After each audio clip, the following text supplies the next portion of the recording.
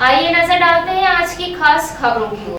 भोपाल नई दिल्ली समता पार्टी ने अपने दिल्ली एनसीआर हरियाणा प्रदेश कार्यालय फरीदाबाद कार्यालय कमांड सेंटर बनाते हुए प्रेस वार्ता की और इसी के साथ आगामी लोकसभा का बुगल फूंका।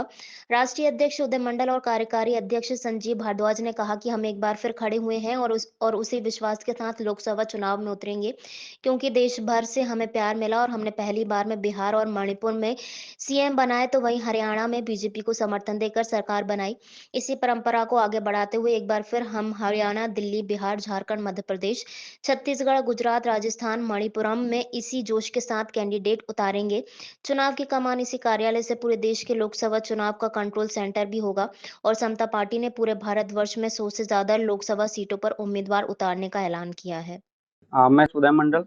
सबसे पहले तो मैं आपको बताना चाह रहा हूं कि समता पार्टी वही पुरानी समता पार्टी है जो वर्ष 1996 में हरियाणा के अंदर 24 सीटों पर विजय प्राप्त की थी और समता पार्टी एक बार फिर से हरियाणा आ चुकी है।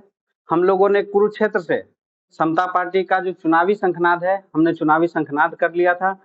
हालांकि कार्यालय तो हमारा पहले से ही है, ये हमारा प्रदेश कार्यालय है। हमने इस कार्यालय को और एक्सपेंड किया है, डेवलप किया है।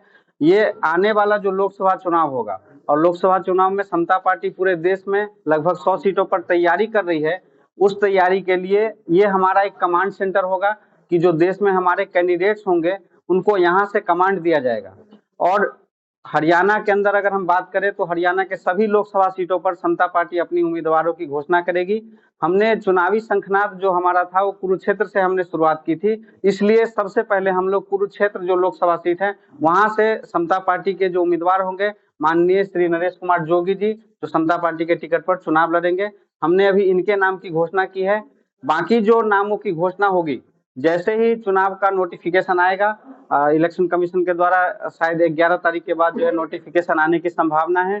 उसके जस्ट बाद हमारी जो पार्लियामेंट्री बोर्ड है, समता पार्टी की पार्लियामेंट्री कमेटी है, वो डिसाइड करके और जो है हमारे और भी कैंडिडेट की घोषणा करेगी। हालांकि कई राज्यों में हम लोग चुनाव लड़ रहे हैं और यह चुनाव हमारे लिए बहुत ही महत्वपूर्ण होगा।